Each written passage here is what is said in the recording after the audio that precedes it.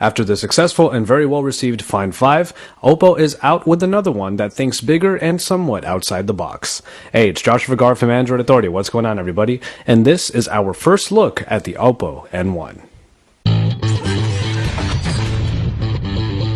Oppo was gracious enough to bring me out to their launch event in Beijing, and after a spirited presentation, I got my hands on the new 5.9-inch large N1. After their great Find 5, seeing another big release from Oppo was definitely an exciting prospect. What we're looking at here is a much larger phone that sits squarely in the phablet space, basically right alongside the Sony Xperia Z Ultra and somewhat beyond the Samsung Galaxy Note range. This is an aluminum-clad phone, but in the hand it has a soft touch. It basically feels like the Find 5 in terms of its contact with the skin, and aside from its larger size, it is actually still pretty easy to grip. Oppo has really made design one of its biggest priorities, and in the presentation, they made a big deal of the fact that all of the ports have been brought down to the bottom to ensure all the other sides remain very sleek. The button layout is all on the right side and brought halfway down in order to make it easier to access.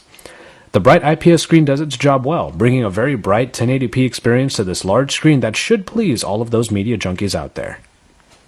When you come down the back, you get the all-white background with the Oppo logo, but when you look closely, there is a small square area that has some etching on it. This is the O-Touch area, which is one of the N1's innovations. With the phone as big as this, navigation might be quite difficult, especially in one hand, and Oppo wanted to make life easier by putting a touch-sensitive area on the back that you can use your index finger on to navigate. Plenty of functions are available, like swiping among home screens, tapping to take pictures, and more should come as the SDK is made available to app developers. For now, it's a thoughtful but admittedly rather limited feature, but it should grow as time goes on. But the two biggest stories regarding this device are the ones that you notice right away. Not only is this a much larger phone than many of us might be used to with that 5.9-inch screen, the camera way up top brings a modern take to an old gimmick: rotation. Yes, the speaker grille and the rear-facing camera have been put together into one movable unit, thus allowing you to have the rear-facing camera move forward to become your front-facing camera, with all angles in between possible for shooting as well. The camera has two flash diodes that work in congruence to get you either a softer or stronger light depending on your circumstances. So not only is the N1 doing away with subpar front-facing cameras by allowing you to use the rear camera, it is also opening up possibilities for you to capture pictures from many possible angles. Their advertisement showcasing this was nice, but it also served as an example of how creepy it might be to have this kind of freedom. But I guess it's up to you to decide on that one. Underneath the hood, Oppo opted to put in the Snapdragon 600 processor that clocks in at 1.7 GHz, backed by the Adreno 320. The user interface did move along very smoothly, and we saw no hiccups. So even if benchmarks put it below the faster Snapdragon 800 devices out there, it can still sit among them in actual usage.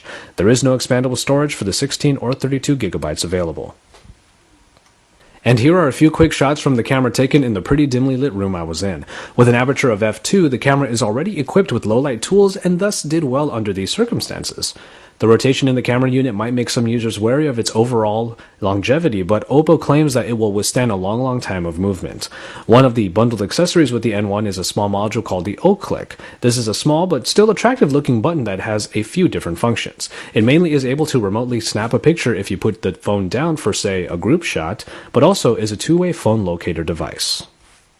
And finally, in software, we were all waiting with bated breath to hear about the CyanogenMod partnership. Unfortunately, information was quite sparse, as they definitely announced the partnership but stopped short of giving further information. One of the main questions was if Oppo was going to continue with its own operating system.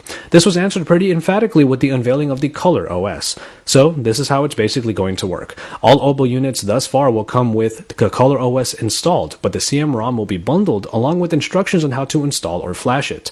A special edition of the N1 with CyanogenMod pre-installed is in the works, but we'll see a limited release.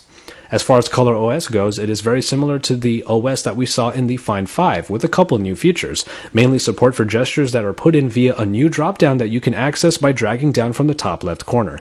It is nice to see Oppo continuing with their own software endeavors, but the CyanogenMod announcement definitely propels them into more Western audiences, all of whom should be paying more attention to the fast-growing Oppo, if they haven't already. And so, there you have it. The Oppo N1 is quite the endeavor from a Chinese manufacturer that somewhat surprised but definitely pleased all of us with their Find 5. Once we get our hands on a unit for a full review, make sure you check it out, as we are definitely excited to put the N1 through its paces. Until then, stay tuned to Android Authority for all of the best coverage, because we're your source for all things Android.